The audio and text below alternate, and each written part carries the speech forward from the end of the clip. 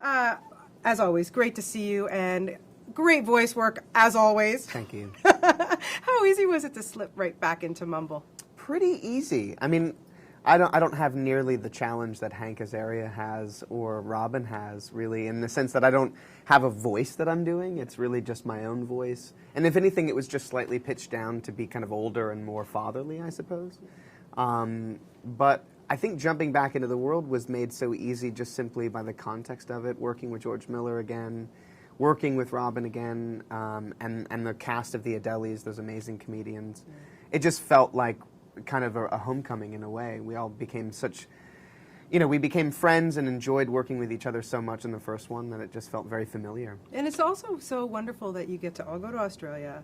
You're Oh, yeah. working as a group voicing this. It's Which not, is- you're not in a booth by yourself. That must be so amazing. It is, and it makes a huge difference. When you're in a booth on your own, and I've done it, it's not impossible. You can certainly create a character that way, and you often read with the director, whoever else is in the studio with you. But having the full cast, the scenes take on a life of their own. You have so much to react to, and it breathes life into it that you can't really experience when you're on your own. Yeah, such a touching script. I can't believe that you didn't read it and kind of like maybe a little tear or so. And the relationship between Mumble and his son is really beautiful, and Mumble's struggle. That's really the conflict for Mumble in this is trying to be the best father that he can be for his son, whilst also trying to mend their relationship. It's interesting. It's at once trying to be he wants to be inspiring to his son, but he also wants his son to sort of see reality for what it is. His son becomes inspired by Sven, played by Hank Azaria, who by all accounts is a flying penguin. So suddenly Eric thinks he can fly, and as a father that's such a unique struggle, wanting your son to believe that anything is possible, yet also sort of see the world for what it really is and to look at it from a realistic perspective.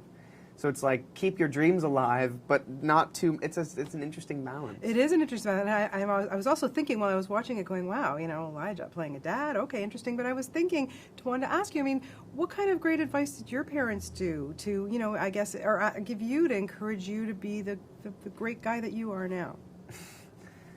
Well, my mother is extraordinary. In terms of advice, I don't know. She just sort of supported all of us. I have two siblings. I have a brother and a sister as well.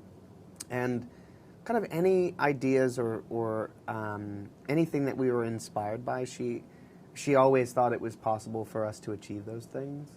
So we never felt like there was anything, there were no obstacles in front of us, ever.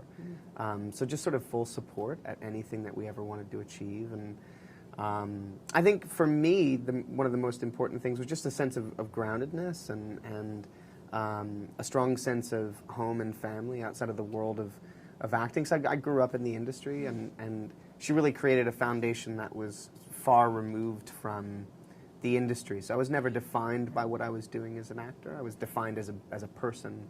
And so important. Yeah, hugely important. Yeah. As a developing individual. Yeah. Does it still blow you away to kind of watch these movies and watch yourself and hear watch the character and hear your voice come out of it? It is. Well, it's extremely gratifying. When you work on a film like this, it's done kind of in a bubble. We worked in this studio predominantly recording most of the dialogue over the course of a month, and then little bits and pieces over the last 2 years. But without any animation, and certainly no finished animation. So anything that we were seeing were, visual storyboards that would move, animated storyboards or previs. So seeing it, I actually saw it yesterday for the first time, and it's such a treat. You work for that long on something, and it's the most gratifying thing to see it all come together in the majesty that it is. It's quite extraordinary. Were you there at all for Matt and Brad's sessions? I wasn't. I missed it by like 2 days. Those Krills. I think they're my favorite characters. They're so good. No offense to Mumble and Eric, but no, my God, they're hilarious. They're so good, and their story and their journey is so beautiful, and the messages within their story are as extraordinary as any of the other messages in the film. And they're so funny. Yeah, they really are. So funny. Yeah, those guys, they do work off each Bill other. and Will. Yeah, I love it. I love it. Okay, busy guy, and I don't think there's a human being out there who is not so excited that you are in The Hobbit, that you're going to be back as Frodo. Yeah. How is that going? What's going on? Tell us a little bit about it. Yeah, not the least of which is myself. Look, I'm so excited to be a part of it. It's, I don't know, it kind of feels like revisiting a significant time in my life. It feels like a family reunion in a way. It also feels like stepping back into time, because it's been 8 years since we filmed anything for the Rings films. But it's great. It's wonderful to play that character again, and to get to see old friends, to go back to New Zealand and visit with everyone, as they are all kind of entrenched in Middle-earth, and there's all sorts of new cast members. There's 13 dwarves.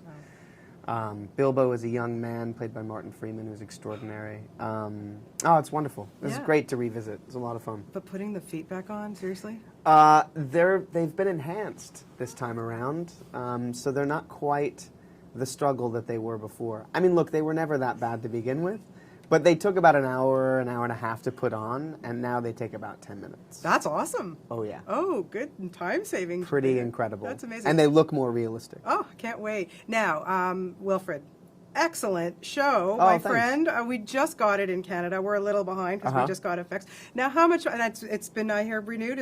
You're gonna start. Yeah, up we're again? going to start again next year. How awesome is it doing a TV series? So much fun. So much fun. And to work on something that is so different and strange and dark and funny, it's a treat. It's such a treat. Working with Jason Gann, who created the character of Wilfred, because it's originally based on a short film and a series in Australia and that he had created.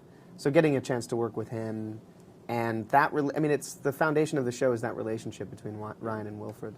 And every day going to work is ridiculous. When do you have time to be Elijah and have a good time? I have plenty of time.